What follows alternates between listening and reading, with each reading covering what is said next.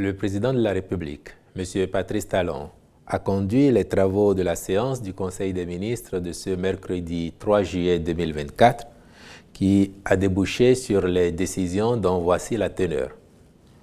S'agissant des mesures normatives, il a été adopté sous cette rubrique le décret portant transmission à l'Assemblée nationale pour autorisation d'adhésion du Bénin au traité de Marrakech visant à faciliter l'accès des aveugles, des déficients visuels et des personnes ayant d'autres difficultés de lecture aux textes imprimés, aux œuvres publiées du 27 juin 2013. Au titre des communications. En point 1. Contractualisation pour les travaux de construction et de contrôle d'un système d'approvisionnement en eau potable multivillage à Kpassi dans la commune de Banté.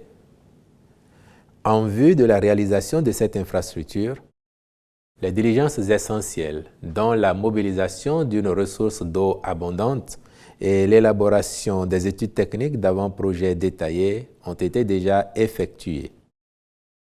La prochaine étape est celle de la construction du système d'approvisionnement en eau potable multivillage dans un délai de 15 mois. À cet effet, les consultations ont permis de retenir des entreprises et cabinets qualifiés en vue de l'exécution des travaux, de même que le contrôle et la surveillance dans les délais prescrits.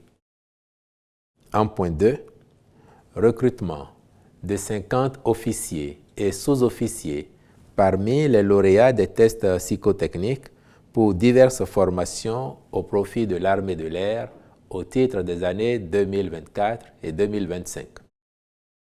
Dans le cadre du programme d'équipement des forces armées béninoises, le gouvernement a acquis des aéronefs au profit de l'armée de l'air et a déjà planifié l'acquisition d'une nouvelle flotte. Leur exploitation nécessite la disponibilité d'un personnel technique qualifié en nombre suffisant. Or, l'effectif des pilotes et techniciens actuellement en formation dans diverses écoles est en deçà des besoins à combler. Le recrutement de cadres au profit de l'armée de l'air se fait principalement parmi les lauréats des tests psychotechniques qui s'effectuent tous les 2 ans. Ainsi, les 10 tests ont été organisés en décembre 2023 et les résultats sont disponibles. Le Conseil a donc autorisé le recrutement de 50 d'entre eux, au nombre desquels 15 seront formés en qualité d'officiers pilotes, 5 comme officiers de base et mécaniciens, et 30 en tant que sous-officiers techniciens. En point 3, contractualisation pour les missions de contrôle technique de certains projets du programme d'action du gouvernement. Au terme d'un processus de consultation lancé par la Société des infrastructures routières et de l'aménagement du territoire SIRAT, les cabinets ayant présenté les meilleures offres répondant aux exigences des thèmes de référence ont été retenus pour réaliser des missions de contrôle technique durant les phases de conception et d'exécution des travaux. Ces missions sont relatives, entre autres, à la sécurité des personnes, la solidité des ouvrages, l'accessibilité aux infrastructures des personnes handicapées, le fonctionnement des installations, la vérification des exigences d'isolation acoustique dans les bâtiments autres que d'habitation, la vérification des installations électriques avant leur mise sous tension, l'isolation thermique et les économies d'énergie dans les bâtiments. D'une part, sont pris en compte à cet effet les projets de construction de la cité financière, du quartier culturel et créatif de Cotonou, de l'Arena, des hôtels de ville de Cotonou et de Porto Novo, du siège de la Loterie nationale du Bénin, comme de l'Institut national de la statistique et de la démographie INSTAD.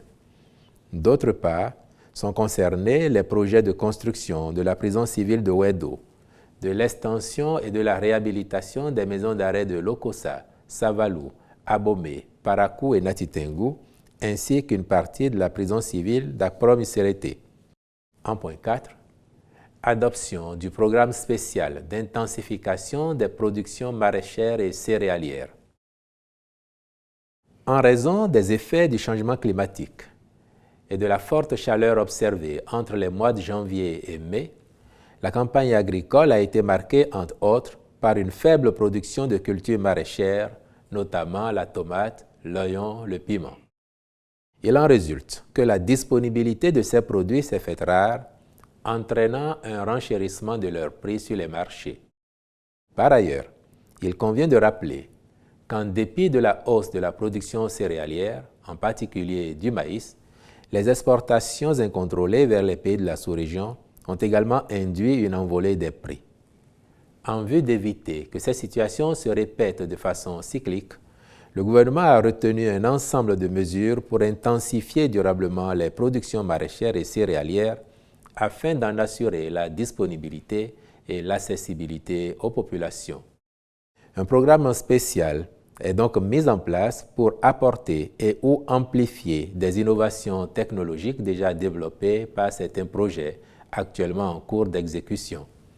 Le dit programme, avec une dotation initiale de 10 milliards de francs CFA, favorisera notamment l'installation des infrastructures de production agricole telles la culture en milieu contrôlé, la petite irrigation, les équipements et infrastructures de stockage pour minimiser les pertes post-récolte, l'accès aux intrants spécifiques, semences à haut rendement et résistants au changement climatique, pesticides, engrais minéraux, biostimulants, biofertilisants, etc.